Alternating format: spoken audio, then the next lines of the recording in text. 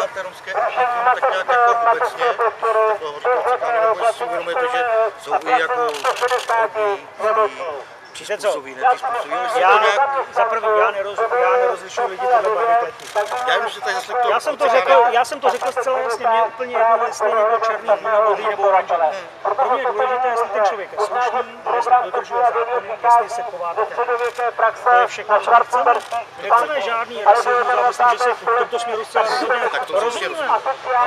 Ještě takové, když jste teda předsedou politické strany, nepřijde vám trošku politicky nekorektní hovořit o Cikánech místo o Romech? Jen tak jenom mezi námi. Myslím, že víte co, ono se často hovoří o Romech, někdo o Cikánech.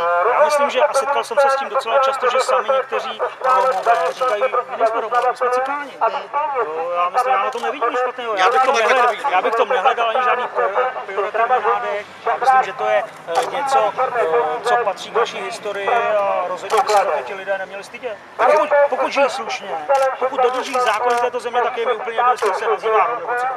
Takže nás vnímáte jako součást této země, jako součást historie. A vám někdo říkal, že bychom vás tak nevnímali? No já pořád slyším jenom Cikáni, prosím vás, nesmíte dát na ten mediální obraz, na to, co se objevuje ve sdělovacích prostředcích, kdy jsme líčeni jako pomalu lidé, kteří by chtěli obnovovat koncentrační tábory a podobně. To jsou nesmysly, to jsou lži, to je účelová manipulace s cílem odradit veřejnost od toho, aby nás volila. Já jsem říkal vždy to, co jsem vám tady opakoval, že pro mě je důležité, jestli ten člověk je slušný, jestli se chová tak, jak má.